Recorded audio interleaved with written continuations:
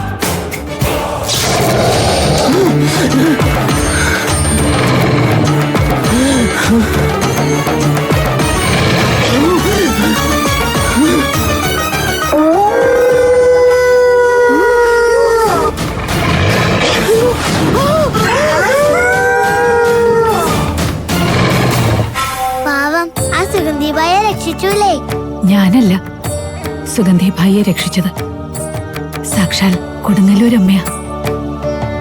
സുഗന്ധി ഭായി കൊടുങ്ങല്ലൂരമ്മയുടെ ഭക്തയാ, കറകളഞ്ഞ ഭക്ത. സ്വന്തം ജീവിതത്തിൽ ഒരിക്കലും അവർ ആരുടെ മുന്നിലും അഹങ്കരിച്ചിട്ടില്ല. അവർ ആരെയും നശിപ്പിക്കാൻ ശ്രമിച്ചിട്ടുമില്ല. ഒരാൾക്കും ദോഷം വരുന്ന ഒരു പ്രാർത്ഥന പോലും നടത്തിയിട്ടില്ല. ചിലപ്പോ അതായിരിക്കും രക്ഷിക്കാനുള്ള കാരണം. അങ്ങനെയാണെങ്കിലേ ദൈവമ്മയെ ശിക്ഷിക്കാത്തതെന്താ? കൊല്ലാൻ ശ്രമിക്കുന്നത് കൊടും പാപമല്ലേ? അവിടെ നീതി നടപ്പാക്കാത്തതെന്താ? ഭഗവതിയുടെ നീതി നമുക്ക് രണ്ടുപേർക്കും അറിയില്ല, മനസ്സിലാവുകയില്ല. ഒരിക്കൽ ഭഗവതിയുടെ ശക്തി എന്നിലുണ്ടായിരുന്നു. ഇപ്പോ ഇന്ദ്രജാവർമ്മയായി മാറുമ്പോ മാത്രമാണ് ആ ശക്തി എന്നിലുള്ളത്.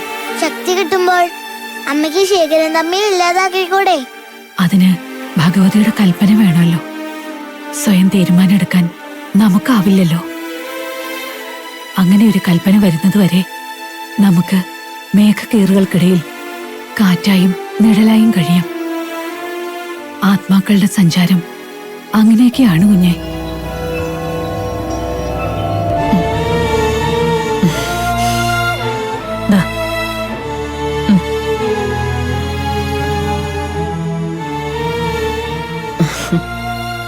ഞാനൊരു ബാധ്യതയായല്ലേ?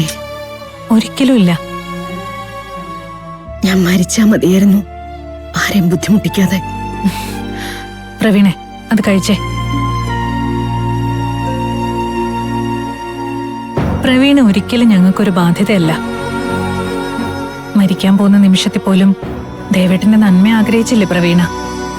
ഞങ്ങളുടെ കുടുംബത്തെക്കുറിച്ച് ഓർത്തില്ലേ? മറ്റെന്തൊക്കെ മാറ്റിവെച്ചാലും അത് മറക്കാൻ പറ്റില്ലല്ലോ ഞങ്ങക്ക്.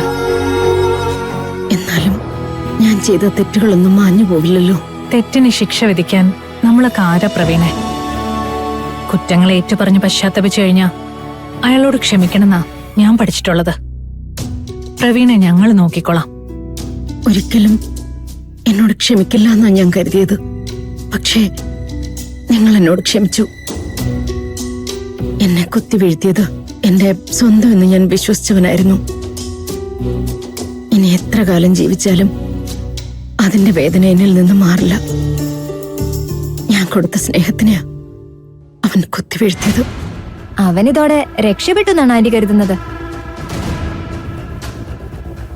അവന്റെ ക്രൂരതകൾ ഇല്ലാതാക്കാൻ ആരെങ്കിലും ഒരാൾ തീരുമാനിച്ചിട്ടുണ്ടാവും. എല്ലാ തെറ്റുകളും ഒരുപോലെ പൊറുക്കാൻ പറ്റില്ലല്ലോ. ചിലതിന് ശിക്ഷ തന്നെ വേണം.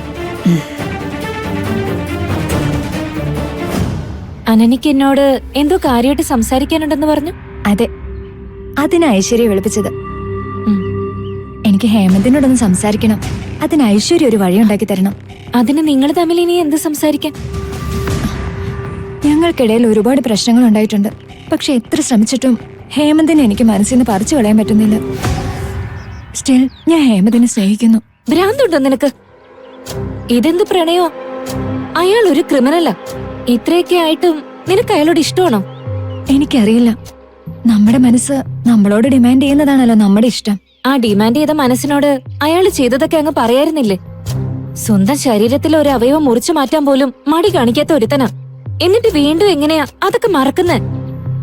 അക്കാര്യത്തിൽ ഹേമന്തിനെ കുറ്റം പറയാൻ എനിക്ക് പറ്റില്ല. ഹേമന്ത് എന്നോട് പ്രതികാരം ചെയ്തു, അത് സത്യ. പക്ഷെ പ്രതികാരത്തിനുള്ള കാരണം ഞാൻ ഉണ്ടാക്കിയതാണല്ലോ. എന്റെ വയറ്റി വളർന്ന ഹേമന്തിന്റെ കുഞ്ഞിനെ ഇല്ലാതാക്കിയത് ഞാനല്ലേ. അതിന് ഹേമന്തിന് വിഷമമുണ്ടായി. അത് തീർക്കാൻ വേണ്ടി ഹേമന്ത് തീരുമാനിച്ചു, അത്രേ ഉള്ളൂ. എനിക്ക് അവനോടൊന്ന് സംസാരിക്കണം. കുറെ നേരം അവന്റെ അടുത്ത് ഇരിക്കണം. അതിനൊരു അവസരം ഉണ്ടാക്കാൻ ഐശ്വര്യ കൊണ്ടേ കഴിയൂ. അനന്യ പറഞ്ഞ സ്നേഹത്തിന്റെ കഥയുണ്ടല്ലോ, അത് മുഴുവൻ വിഴുങ്ങി തീർക്കാൻ ഞാനത്ര മണ്ടിയല്ല. അനന്യക്ക് ഹേമന്തിനെ കാണണം. പക്ഷേ അതിന്റെ ഉദ്ദേശം സ്നേഹമോ പ്രണയമോ അല്ല. ഹേമന്തിനെ കാണണമെന്ന് പറയുന്നതിന്റെ യഥാർത്ഥ ഉദ്ദേശം എന്നോട് തുറന്നു പറയാമെങ്കിൽ മാർഗം ഞാൻ ഉണ്ടാക്കി തരാം. ഞാനും ഒരു പെണ്ണോ. നിന്റെ മനസ്സ് വായിക്കാൻ കുറച്ചൊക്കെ എന്നെ കൊണ്ടും പറ്റും. സത്യം പറ, എന്താ താൻ ഉദ്ദേശിക്കുന്നേ? ഞാൻ പറയാം. ചേച്ചി എന്തൊക്കെയാ പറയുന്നത്? ആ ഹേമന്തിനെ എന്തെങ്കിലും ചെയ്യാൻ ചേച്ചിയെ കൊണ്ട് സാധിക്കോ? He's A criminal. അയാള് തെറ്റ് ചെയ്തിട്ടുണ്ടെങ്കിൽ അതിനിവിടെ നിയമമുണ്ട്. അവര് നോക്കിക്കോളും, ശിക്ഷിച്ചോളും. അങ്ങനെയാണെങ്കിൽ കുറ്റം ചെയ്തവരാരും ഈ നാട്ടിൽ രക്ഷപ്പെടില്ലല്ലോ. എത്രയോ ക്രൂരതകൾ ചെയ്തവര് ഈ നാട്ടിൽ ഫ്രീ ആയിട്ട് നടക്കുന്നുണ്ട്. പണം കൊണ്ടും സ്വാധീനം കൊണ്ടും നിയമത്തിന് അവര് വിലയ്ക്ക് വാങ്ങുന്നില്ലേ? ഹേമന്തിന്റെ പിന്നിലുണ്ട് അവന് പറ്റിയ ആളുകൾ. അവരുടെ സംരക്ഷണത്തിൽ അവൻ രക്ഷപ്പെടും. അതുകൊണ്ടാ ഞാൻ പറഞ്ഞത് അവനെ എനിക്ക് തന്നെ ശിക്ഷിക്കണോന്ന്. ചേച്ചി പറയുന്നൊന്ന് കേക്ക്. നോ, അവൻ ചെയ്ത ചതിയുടെ കഥകൾ, എന്നോട് കാണിച്ച പ്രണയം വഞ്ചനയായിരുന്നില്ലേ? എന്നെ അവന്റെ താല്പര്യങ്ങൾക്ക് ഉപയോഗിച്ചതും എന്നെ ഗർഭിണിയാക്കിയതും ചതിയായിരുന്നില്ലേ? അതിന്റെ പേരില് എന്തൊക്കെ വിലപേശല നടത്തിയത്? അവന് സ്വത്ത് വേണമെന്ന് പറഞ്ഞില്ലേ? അത് കിട്ടില്ലെന്ന് അറിഞ്ഞപ്പോ എന്റെ ശരീരം തന്നെ മുറിച്ചു വിറ്റ് കാശാക്കാൻ നോക്കിയില്ലേ? എന്നിട്ട് എവിടെ നീ പറഞ്ഞ നിയമം? എവിടെ നീ പറഞ്ഞ ശിക്ഷ? അവനെ പോലുള്ളവർക്കേ ഒന്നും സംഭവിക്കില്ല. സ്വന്തം അനിയനെ പോലെ അവനെ വളർത്തി വലുതാക്കിയ ആളല്ലേ പ്രവീണ ആന്റി.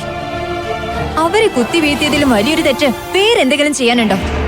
എന്നിട്ടും അവനെ വെറുതെ വിടാനോ? അവൻ ഒരാളില്ലാതായാല് അവന് ചുറ്റുമുള്ള 1000 പേര് രക്ഷപ്പെടും. ചേച്ചി പറയുന്നൊക്കെ സത്യ. പക്ഷേ ഇങ്ങനൊരു കാര്യത്തിന് ചേച്ചി ഇറങ്ങി തിരിച്ചാ അതിന്റെ പേരില് ഒരു പ്രശ്നം ഉണ്ടായ നമ്മുടെ കുടുംബം അത് താങ്ങോ? അത് ഡാഡി സഹിക്കോ? നമ്മുടെ അമ്മ സഹിക്കോ? ഇപ്പോ നമ്മുടെ കുടുംബത്തിനെ കുറിച്ച് ചിന്തിക്ക്, ഡാഡിയെയും അമ്മയെയും കുറിച്ച് ചിന്തിക്ക്. എന്നിട്ട് മനസ്സിലെ തോന്നലുകളൊക്കെ അടക്കി പിടിക്ക്. പറയുന്നത് കേൾക്ക് ചേച്ചി. അവനെ അവന്റെ വഴിക്ക് വിട്ടേക്ക്. ഒരുപാട് അനുഭവിച്ചതല്ലേ. ഇനി എന്റെ ചേച്ചി ഒരു കാര്യത്തിലും വിഷമിച്ചൂടാ കേട്ടോ? പ്ലീസ്.